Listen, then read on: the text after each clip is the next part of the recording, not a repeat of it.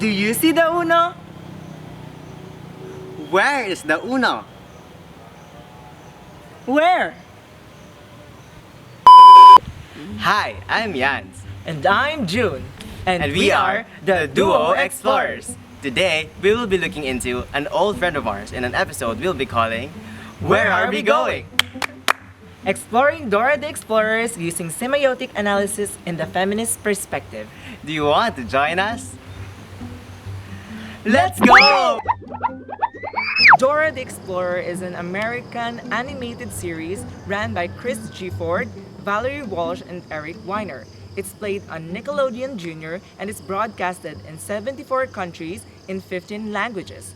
It has about 21 million viewers worldwide and watched by children ages 2 to 11 years old.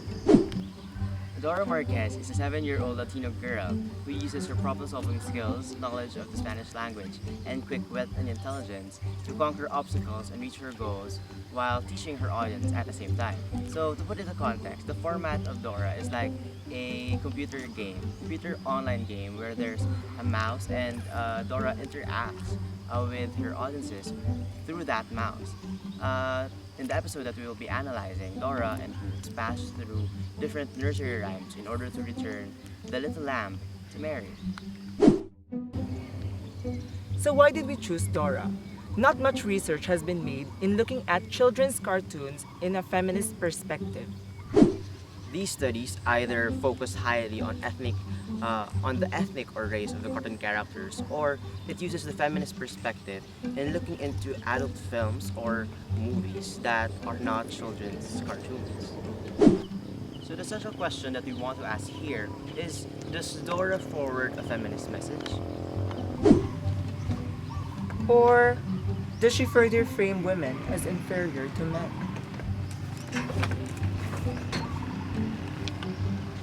In analyzing Dora the Explorer as a media material, we will be using the Gramscian semiotics, specifically the 3 levels of analyzing a text. It is composed of the discursive level, the narrative level, and the deep level. One component of the discursive level is the figurative component, wherein we will be using Ferdinand Saussure's signifier and signify, wherein he forwarded sign as the basic unit of exchange, wherein signified is the object and signifier is the way in which an object is culturally coded.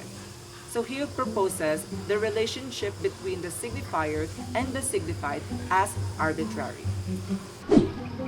Another component of the discursive level is the initiative component, using Judith Williamson's construction of identity to the unconscious. For the narrative level, which is composed of both the actantial and canonical narrative schema, we will be using Vladimir Prop's function of the narrative level. He highlights the key characters and the 8 stages. So here, Prop suggests that characters play a specific and constant function to the plot, meaning that when you look at a character, you already know where the plot is going. He also notes that it is not necessarily required that all key characters and stages are seen in the plot. For the deep level, we will be using Grima's semiotic square, which formulates the structure of meaning from simple terms to complex ideas by identifying contradictions or oppositions between the discursive and the narrative levels. Lastly, we will be looking into Lara Mulvey's The Male Gaze. Here, she alludes to the concept of zoopophilia by Freud, which refers to the sexual pleasure involved in looking. She suggests that in film, women are the spectacle and the men are the bearer of the look. The lens with which the producer, actor, and the audience look at reinforce patriarchy in society. So we see this in film when, for example, a female character is introduced, and instead of looking at her from a distance or looking at her as a whole, we see parts of her body that's highlighted in film. But this is not the only way the male gaze takes form. It can also be identified by situations where female characters are controlled by and mostly exist in terms of what they represent to the hero. To say, the role of women is to merely be a supplement or an accessory to the man's narrative without having any influence whatsoever to the plot. First up, let's go to the narrative plane. If we look into the initiative component and in the context of the media material, Dora as a children's interactive program uses an act of identification whereby Dora establishes a personal relationship by using personal pronouns you and we to establish Dora as real to young audiences. What was your favorite part of the trip? This makes it easier for underlying patriarchal or feminist ideas to render to the unconscious minds of children. We did it!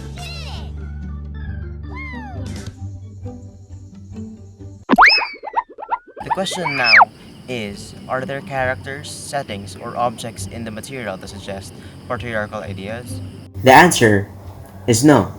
Consequently, Dora challenges patriarchal ideas by deviating from girly clothes, characterized by sandals and long dresses. Her skirt, backpack, shorts, and sneakers are elements that connote how, as a character, she is free, adventurous, bold, and carefree. For a particular ideology to be imbibed into a subject, institutions undress subjects in order for them to be subjects for change. To say, these subjects are without an intrinsic free will.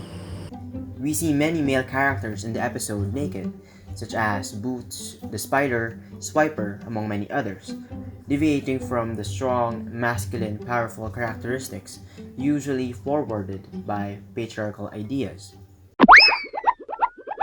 Generally speaking, the character archetypes deviate from their supposed predetermined gender roles in a patriarchal society. Next up, the narrative mountain. So in the story, the hero here is no other than Dora herself, which wanders off with her helper Boots, and at this episode, they see the dispatcher of the story, the big book, where the princess, the lamp, appears. Now at that point of the story, their journey begins now that they need to return the lamp to her father or Mary. Don't worry, little lamb. We'll help you find Mary. So along the way, Dora encounters the villain, Swiper, that plans to postpone her journey. She wins nonetheless and goes back to her journey. She completes certain obstacles with the aid of her other helpers, the map, the backpack, and for this episode, Peter Piper, the itsy bitsy spider, and the cow. So at the very end, she needs to return the lamb to Mary quickly. Luckily, she meets another helper, the man in the tub that brought her, Boots, and the lamb safely and quickly to Mary. After returning the lamb, Dora reminisces her favorite parts of the journey and celebrates the fact that she has helped. My favorite part was bringing little lamb back to Mary. Now, does the characterization and the plot structure of Dora the Explorer forward a feminist message, or does it give further emphasis to patriarchal messages?